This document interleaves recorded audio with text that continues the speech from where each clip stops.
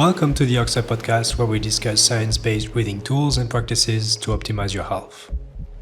I'm your host, Matthew Chafford, biomedical engineer and health tech podcaster.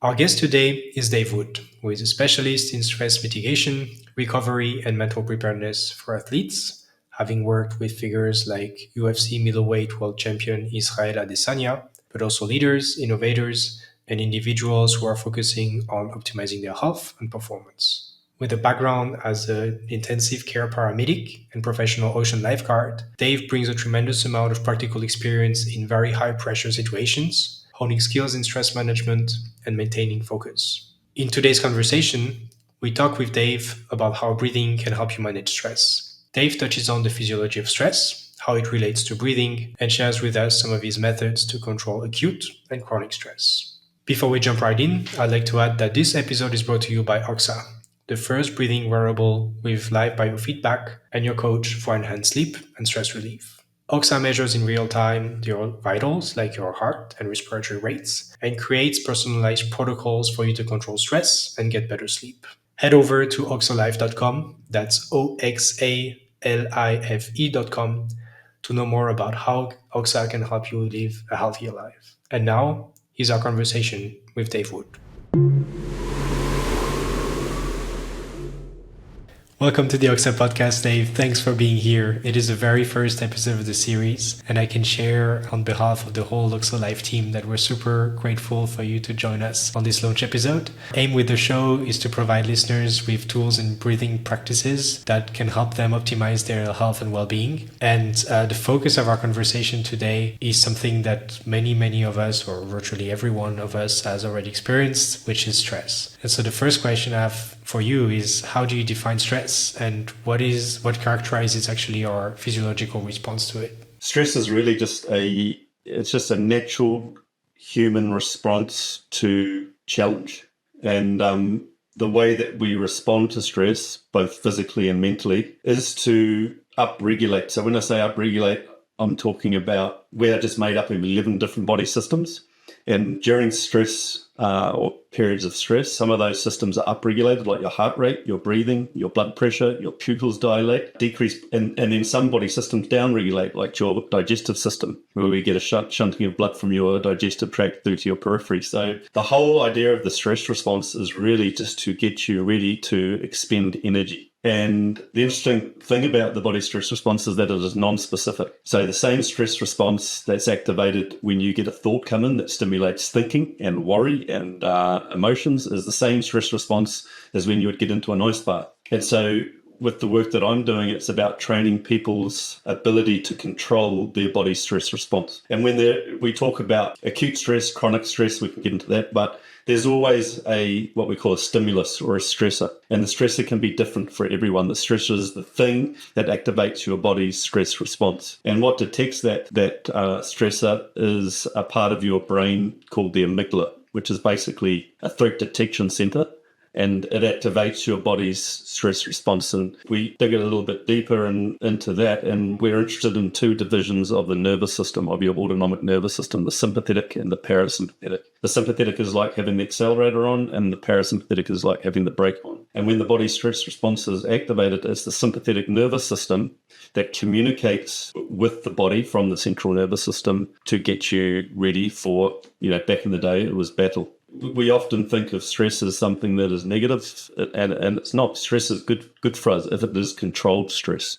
Controlled stress really good for you in the form of, exercise, contrast therapy, cold water. I often explain it like chronic stress is practicing acute stress over and over again with no control. And that's where it gets dangerous. It is, because chronic stress is really bad for you. And I think a good way to look at this is that all stress can be controlled when you bring conscious awareness to what you're doing. We talk about, key ways to control your body's stress response is through your breathing. Because when you're in a stress state, what tends to happen to your breathing rate and depth is that it increases. Now, if you do the opposite, if you identify you're in a stress state, for whatever that is for you, and you consciously control your breathing and you slow your breathing rate down, you're doing the opposite of your body's stress response. So that's an incredibly powerful, simple and powerful way. It doesn't mean that you're not in a stress state. It just means that you have some control. You're not the passenger anymore. You're now driving the thing. You have control of your body's response to stress. I think we'll dive into the practices that we can actually implement in our daily lives to control it, and how the breathing is related to the reaction that you've described. Before we go there, though it's kind of hard to make comparisons with how things were in the past, it seems that we evolve in a world where we are exposed to higher and higher levels of stress on a daily basis. What's your take on this? Do you share that impression as well? So considering all the clients that you work with, people you've met, is that a trend that you would agree with? Yeah, I think, our brains are wired for certain conditions. Our surroundings no longer match those conditions. So what I mean by that is the brain hasn't evolved much in the last few thousand years, but our environment has. We've never been exposed to more acute stresses. It's constant. It's waiting in the line to get to the front to order your coffee, and you've got a deadline to meet. You're in the traffic. There's so much information and stimulus coming at us. But you think about back in the day, a few thousand years ago, what were we doing? We were hunting, right? And to go hunting, you need to be in an upregulated, stressed state. By stressed, I mean you need to be in the sympathetic division of your autonomic nervous system. You need an increase in heart rate. You need the breakdown of glycogen to glucose for energy. All of these things that are part of your body's stress response, we needed to go hunting. Now, the hunt would often last 3, 4, 5, 6 hours, and then you'd come back to the village. Close social connection. You would cook the food up. That is activating the other part of your nervous system, the parasympathetic part of your nervous system, where the recovery takes place. So whilst we had stress back in the day, I think there was more balance there between the sympathetic and the parasympathetic. Nowadays, we're constantly stimulating that upregulated division of our autonomic nervous system, the sympathetic, because we're constantly on the go. And I don't think we've adapted fast enough to living in concrete jungles and the demands that places on us. And so you touched on before on the reaction that we go through is, we just heart rate increases, you have this release of stress hormones, and the breathing patterns change. And this is something that, we passively, have to cope with. So it's you explained that one part of the solution there is to kind of realize it, and then you can actually influence different parameters. One of them is the breathing. Before we go into the solution part of it, especially to chronic stress, what are the long-term consequences of it? Also, with regards to the breathing, and what are some of the consequences of that chronic stress we talked about? Yeah, well, humans are just adaptive machines. We will adapt to any chronic stimulus. Some of the ways that we adapt to chronic stress, we can see in agitation of the mind, difficulty focusing, irritability, energy fluctuations throughout the day, poor sleep patterns, poor recovery. The real issue with chronic stress we see in the form of lifestyle disease, ischemic heart disease, cerebrovascular disease, autoimmune dysfunction, diabetes, high blood pressure. This is just the body adapting to uncontrolled stress. And there's lots of warning signs. There's lots of signs and symptoms. And a lot of the signs and symptoms we ignore, tension headaches, lower back pain, gut issues, skin issues. These are all things that are being sent to you to tell you that your body needs balance. And your body is constantly trying to find balance. It's just that we get in the way of it. And the balance that I'm talking about is the balance in your nervous system, the balance between the sympathetic, being upregulated and, ready for action, versus the parasympathetic, the recovery part of your nervous system. Nowadays, we've got to get the balance right between stress and recovery. And it's really important because of how busy we are that we actually prioritize shifting into that recovery part of our nervous system as an active process. Because what do most people do now when they sit on the couch or they find a moment during the day to relax? What do most people do? They pick the phone up. And so now we have more stimulus, more information being fed through to the brain, and the brain's having to interpret all this information. What do we do with this information? Do we put it in our short-term memory, our long-term memory? Is this information we don't need? And so it's burning a lot of energy. The other thing that this constant stimulus of the screen, how it affects us, is that it affects our ability to focus. And it creates a human being that can't focus and is constantly multitasking. And multitasking, causes a lot of stress. So a lot of the work that I do with the people I work with is understanding that shifting into that recovery state has to be an active process, and you have to do it throughout your day, because if you have been gearing up for battle all day, in that upregulated division of your nervous system. Don't expect to switch off at night. That's not how we work. Well, how we work is in sync with our circadian rhythm. And our circadian rhythm is just that natural oscillation that repeats every 24 hours where the body is responding to the environment.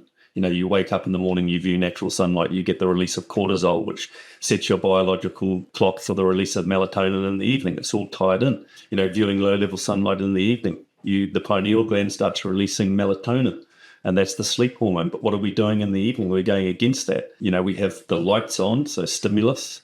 We're looking at screens, stimulus. And we're now no longer getting this natural release of melatonin. We are stimulating the adrenal glands to release adrenaline. So we're going 360 degrees against our own biological clock or circadian rhythm. And you mentioned recovery, and we explained kind of like the two types of stress, so the acute situation, the chronic situation. Are there like different approaches to basically manage stress in an acute situation through breathing? And one that you also work with your clients more like on the longer term and in a continuous manner to address the chronic part of it?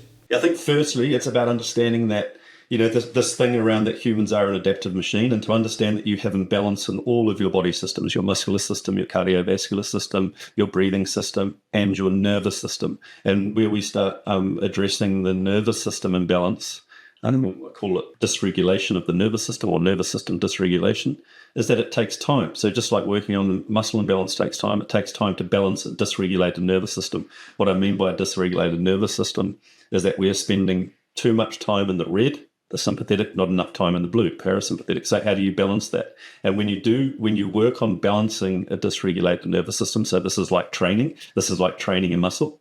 This is where I'm talking about things like meditation, getting in nature, social interaction, exercise, sleep hygiene. These are all things that balance your nervous system that you have to integrate into your everyday to find balance. Now, when you do find balance in your nervous system, you're not spending all the time in the red. You are more equipped to deal with stress and pressure moments because you're going into those environments or situations with a balanced nervous system. Now, living in the red all the time, the sympathetic, is a place of survival. It is not a place for emotional regulation, creativity. It is a place for survival. So it tends to be a reactive state. And the stimulus is coming in, whatever it might be, and people are reacting based on survival. What we want to be able to do is identify the stimulus or be aware and present when we are in these stress states and better work in the gap between stimulus and response. And again, one powerful way to do that is through regulating your breathing, but there are many practices that allow you to better work in that gap between stimulus and response and bring more conscious awareness to what you're doing is a really important one. And the breathing is a really powerful form of, and that's because your breathing, is really tethered to your body's stress response in that if you are rapid breathing and breathing up into your upper chest, that is now the stress. That is now the stress stimulus to keep you in. So it just accentuates the reaction. Exactly. And when you just stop and slow down your breathing, first of all, just stopping and consciously connecting with your breathing brings your prefrontal cortex, the front part of your brain, emotional regulation, short-term memory, creativity back online in those moments where your amygdala is taking over that fear part of your brain. So just by doing, taking a step back, taking just one or two breaths in a stress and pressure moment, totally shifts your internal state. And some of the methods, like I think I heard about like the physiological side, that's like an approach, right, to in those acute moments where, you're getting caught up with the reaction and you're just trying to bring your, kind of like your reaction down, lowering your heart rate and so on.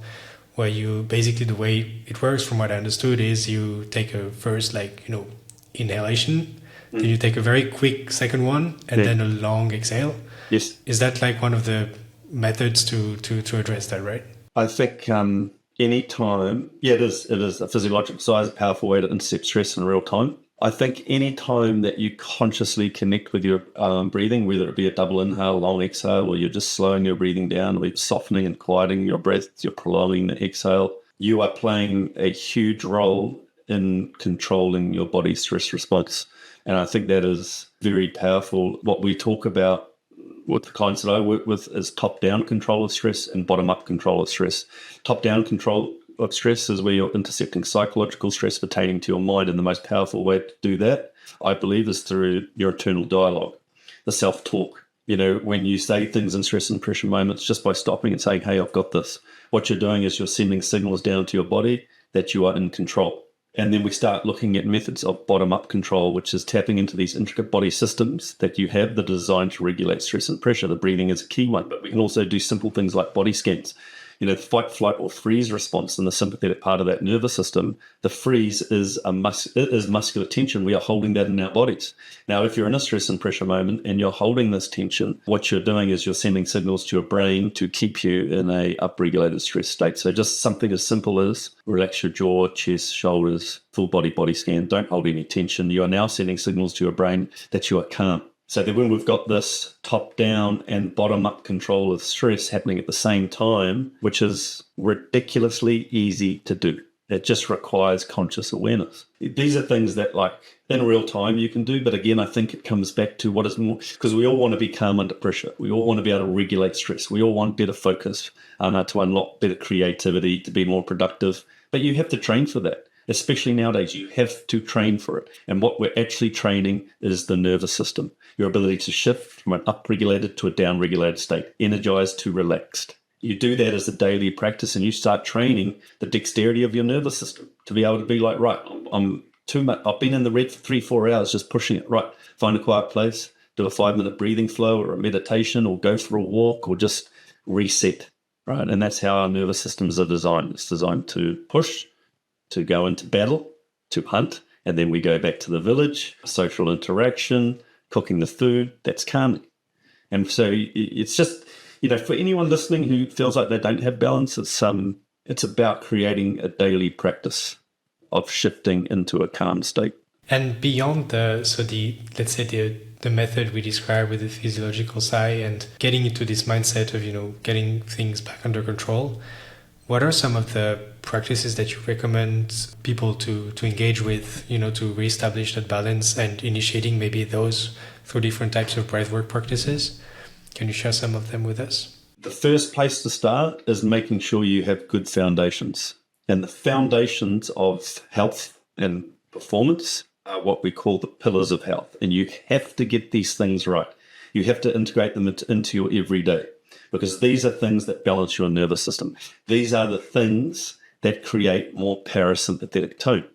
And when we look at them, it is exercise, reconnecting with nature, social interaction, sleep, nutrition, and lastly, I add this one in, a sixth one, which is stress control in the form of meditation. Now, when we're trying to find balance or we're trying to deal with stress or overwhelm or anxiety or depression or any type of mental health or any type of physical health issue, you have to get the pillars of health right. And actually, the two most powerful forms of stress control come in the form of reconnecting with nature. Very clear research around just being in nature and listening to sounds of nature and how that activates the parasympathetic division of your nervous system, the recovery division of your nervous system. So now we're flushing the body of stress hormones and we're introducing hormones that are associated with the calming state of your body. Being in nature, you're naturally exercising. Being in nature is very calming. And then the other really powerful one is social interaction. So if you think about, any time we long to be socially connected, and that is because thousands of years ago, if we weren't part of the group, what would happen? What would happen if we weren't part of the group thousands of years ago? You would die.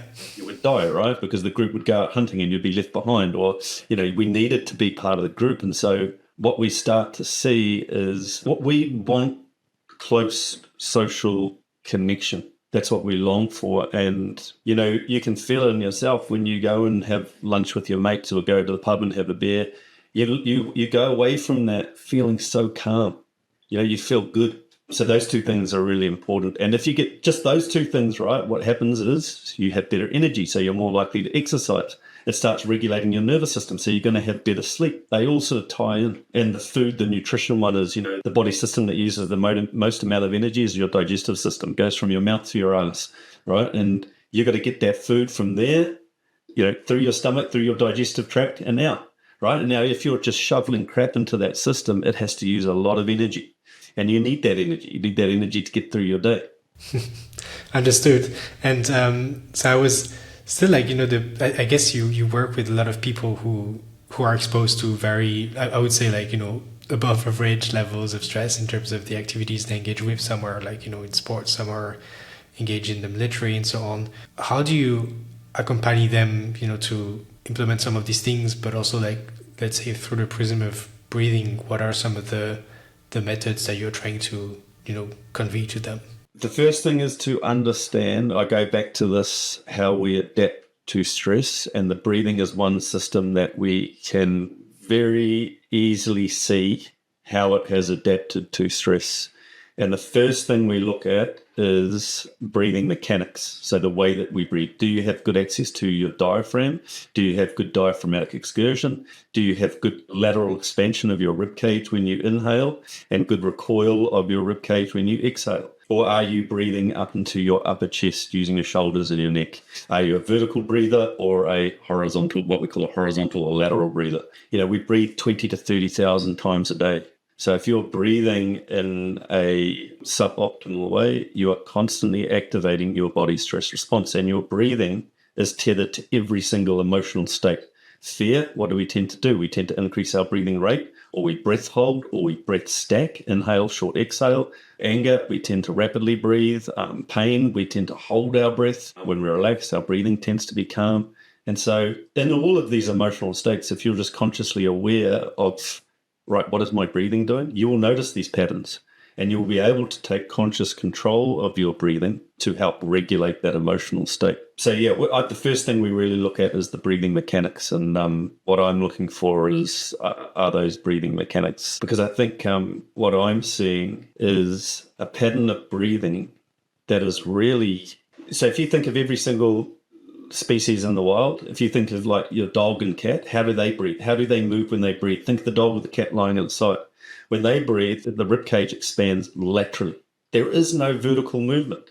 I think that humans are the only species that have gone away from this type of breathing to lifting vertically when they breathe. Now, a vertical breath is what we call an accessory muscle breath. And when you're using the accessory muscles of breathing, so what I'm talking about is the intercostal muscles of your upper chest, your shoulders, your scalenes, your neck muscles. There are stress receptors there that are sending signals to your brain to activate the body's stress response. When you are using your diaphragm, and all breathing is diaphragmatic, but like any muscle, it works through a range of motion, and some people don't have good range of motion in the diaphragm. But when you're using your diaphragm and you're relaxing the chest and shoulders and you have good diaphragmatic movement, good diaphragmatic excursion, there are receptors on your diaphragm that are sending signals to your brain to activate the body's calming division. So the breathing is indirectly connected to your nervous system, and that your nervous system is constantly picking up this feedback from what is the breathing doing.